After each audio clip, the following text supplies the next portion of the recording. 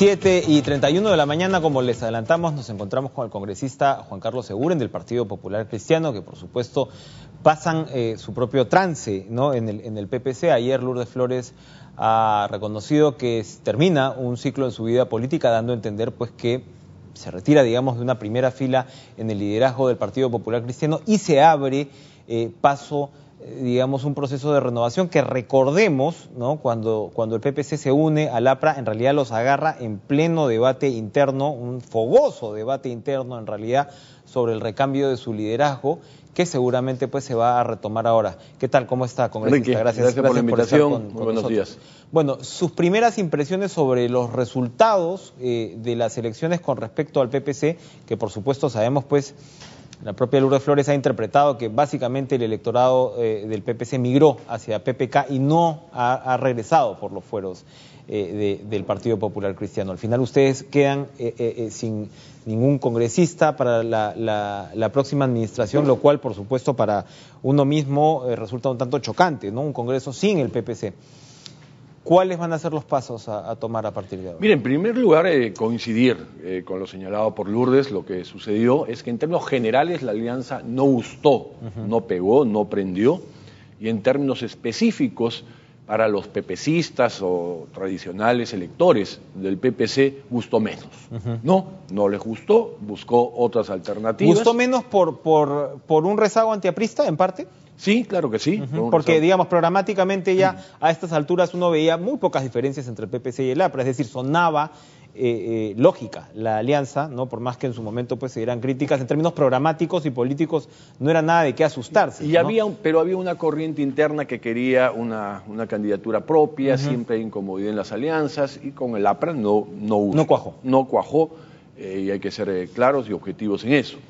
Y finalmente, el toque final fue esta campaña de miedo con Verónica, que fortaleció a PPK.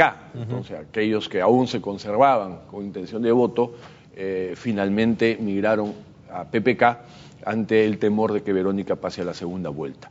Pero más allá de análisis, yo soy muy numérico, intento ser muy objetivo, y el asunto es que al PPC nos ha ido muy mal, claramente, y nos ha ido muy mal también en el proceso anterior, que fue el municipal, ¿no?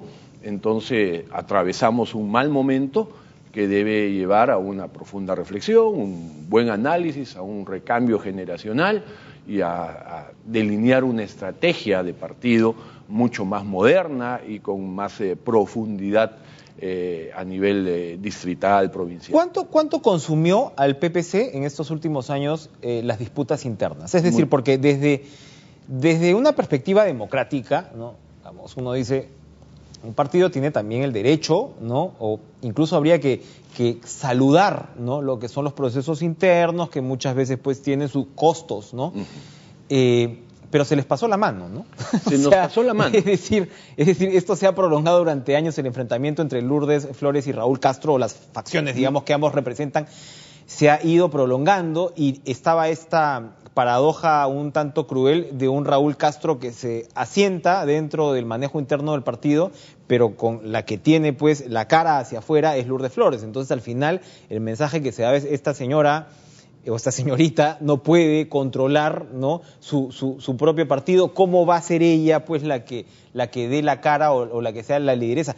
Que es bastante triste en términos de lo que significaba el liderazgo de Lourdes Flores. Lourdes Flores es un personaje político que en su momento pues tuvo dos grandes campañas, ¿no?, que se quedó pues por poquito de pasar a la segunda vuelta, y verse reducida a esta situación doméstica, ¿no?, como que la imagen que se proyectó ante los electores pues no fue la más adecuada al final, ¿no? Cierto. Bueno, desde el punto de vista de Lourdes, es y seguirá siendo, creo yo, un referente político, más allá que participe activamente en procesos electorales, que ha dicho que no lo va a hacer. Pero lo que tú dices es cierto, no supimos manejar un cambio generacional que se está produciendo.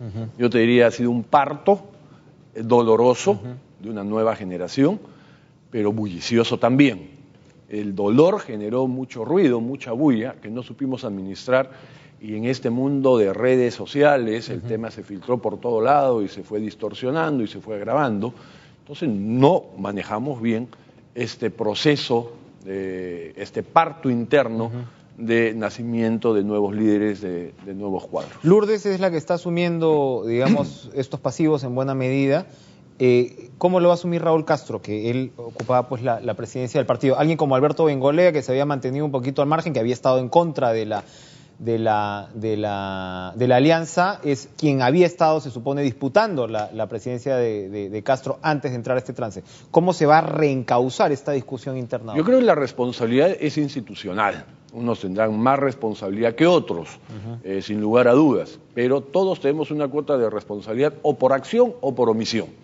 No porque se tomó una mala decisión o porque los otros no tuvieron la capacidad de convencer para encaminar la decisión en otro sentido. Entonces hay responsabilidad. La responsabilidad directa es del presidente del partido, quien viene administrando y liderando el partido 5 años y ha sido un fracaso total desde el punto de vista electoral. Y eso es indiscutible, son números, cifras, no tenemos congresistas, solo tenemos 14 alcaldes a nivel nacional, no tenemos consejeros, no tenemos gobiernos regionales. No se va a poder poner de perfil Raúl Castro entonces en una situación así. Ahí hay una responsabilidad. Así como el APRA, que han puesto ya directa. Todos los dirigentes sus cargos a disposición y bueno, las circunstancias... En segundo lugar, hay una responsabilidad moral del liderazgo de Lourdes, ¿no? Que ya lo asumió y con claridad. Y en tercer lugar, hay una responsabilidad compartida de los que hemos postulado, de los dirigentes nacionales, distritales, provinciales, de los congresistas que no hemos hecho lo suficiente y necesario.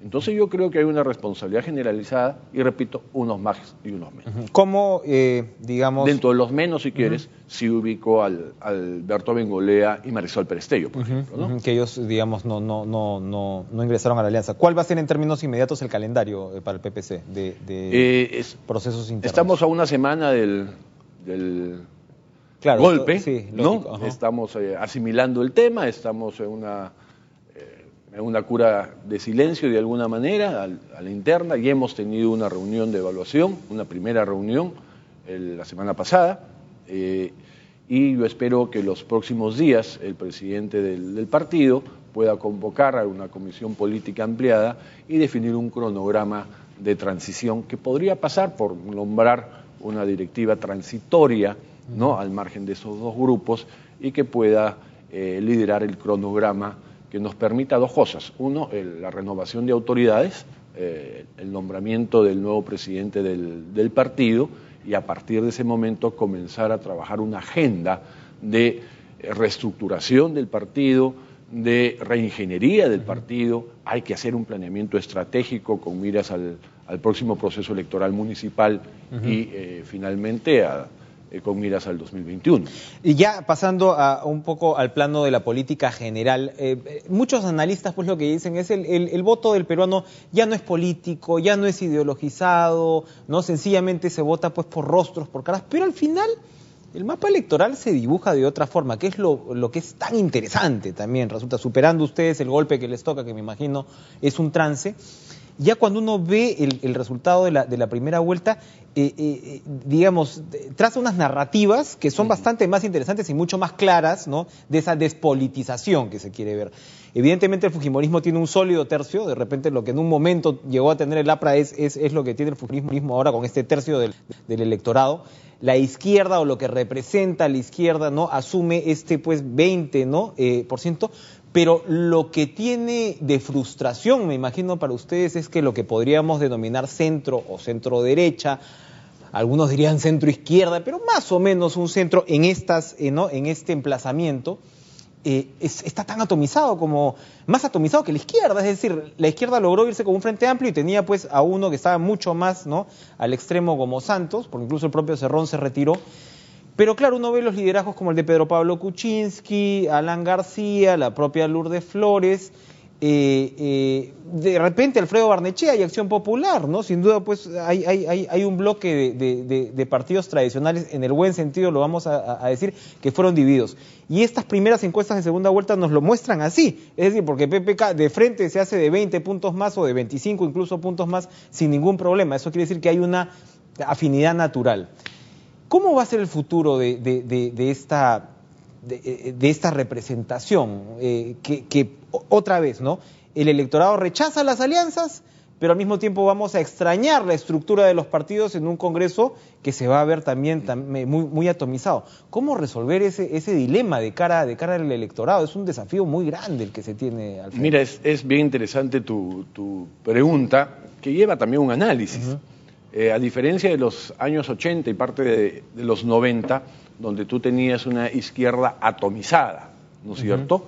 Hoy tienes una izquierda concentrada a través de Ollantumala y ahora a través de Verónica, y en buena hora que así sea, y ojalá se puedan conservar unidos hacia futuro. Exacto, lo de Verónica es una herencia de lo de Ollantumala, es decir, los izquierdistas se podrán reclamar a Humala la traición, pero la plataforma del equipo es muy similar, e incluso Verónica Mendoza es cofundadora del Partido Nacional. Y es que el bolsón electoral existe. Es ese. O sea, sea Verónica, ¿no?, o Juan Pérez, ¿no? El bolsón estaba. Exacto. O sea, no es un gran mérito de Verónica esa votación. El sector estaba esperando un candidato, ¿no? Y Verónica hizo un buen trabajo y representó adecuadamente. Tienes el otro tercio del fujimorismo y tienes el otro tercio, y tal vez un poco más de un tercio, pero que pero ve usted cómo hay finalmente atomizado. Dos liderazgos emergentes, ¿no? Ahí, y este centro no tiene ese liderazgo. No tiene ese liderazgo, al contrario, se ha ido fraccionando, dividiendo, atomizando, y uno de los causantes, y no es culpa obviamente, porque además fue producto del PPC, de ese fraccionamiento, por ejemplo, es PPK. El PPC es un surtidor, es un surtidor político PPK, en realidad, ¿no? Antero, ¿no? Entonces se ha ido fraccionando y atomizando, y yo creo que es innegable la necesidad de que todo ese espacio vuelva a concentrarse y pueda tener un liderazgo unificador, ¿no? No va a ser fácil, pero creo que las condiciones se proyectan bien para el 2021. Y te digo por qué, porque en realidad viene un cambio generacional no solo en el PPC, sino el mapa del elenco estable de los últimos 15, 20 años va a cambiar radicalmente el 2021. ¿Estamos listos para una renovación generacional? No vas a tener a PPK, gane o pierda. Por supuesto. Gane o pierda. No vas a tener a Toledo, no vas a tener a Castañeda, no vas a tener a Lourdes, no vas a tener a Alan, no vas a tener probablemente a Barrenechea, la edad no sé cómo le va jugando y las ganas. Ya están todos, ¿no?, por encima de la base. Entonces, 6, ¿no? ¿Quién sí pueden estar? Sin lugar a dudas, salvo que pase algo, va a estar Guzmán, va a estar Verónica, que tiene mucho por dar. Muchísimo. Si gana Keiko, no va a estar Keiko, definitivamente. Y probablemente si pierde tampoco. Si pierde ya es complicado cargar con varias derrotas. ¿No? Así es. Entonces se viene un cambio muy importante y yo creo muy saludable y en buena hora, ¿no? Como país, como clase política, requerimos renovación. Entonces yo veo con mucho entusiasmo el tema. Y por otro lado han desaparecido, porque no han pasado la valla, varios partidos, eso va limpiando la cancha, y dos, se ha subido la valla para la formación de nuevos partidos políticos. Lo cual implica que va a ser muy difícil la creación de más partidos políticos, se ha duplicado la valla. En consecuencia, aquellos que tengan vocación, motivación política, van a tener que ver el panorama, ¿no? Y canalizar sus vocaciones a través de los partidos que hoy existen. Exacto, o sea, para finalizar, el famoso sentimiento pepecista, que sería, digamos, un punto de partida para este proceso, ¿no? Este recorrido que van a comenzar ustedes, que va a ser difícil sin duda alguna, pero claro, por un lado PPK robó votos, pero también el fujimorismo en parte también, o sea, es decir, el hecho de la presencia de Lourdes Alcorta y el congresista Galarreta en las filas fujimoristas algo dicen, ¿no?, de una parte de intersección. Entonces, claro, es un esfuerzo también identitario. El electorado del fujimorismo ha transitado una parte entre el PPC y el fujimorismo. Más aún, los mejores momentos electorales de Lourdes ha sido cuando el fujimorismo estaba de capa caída, ¿no? Entonces sí hay un espacio, porque el fujimorismo es un partido muy transversal, se mueve bastante bien en el AB, en el C, en el D, en el E, o sea, tiene una cobertura múltiple a nivel estratos sociológico ideológicos y económicos. Muy bien. Bueno, Juan Carlos Segure nos ha ido trazando lo que va a ser seguramente el futuro del Partido Popular Cristiano, que pues pasará pues por su propio proceso de purga, seguramente interna también, ¿no? De renovación, de limpieza. Se requiere con dos ventajas. Uno, dentro de todo lo malo, el partido sigue vivo, y no solo porque se ha pasado la valla electoral, sino sobre todo porque hay cuadros jóvenes estupendos, ¿no? Tenemos una camada de primer nivel. Los iremos conociendo cuando las aguas se calmen. Gracias por estar con nosotros. Enrique. Congresista Segure en 7:47. Me voy a una pausa, pero regreso con el congresista de Fuerza Popular, Pedro Espadaro, para entrar de lleno pues en lo que es ya este debate de segunda vuelta. Ya volvemos.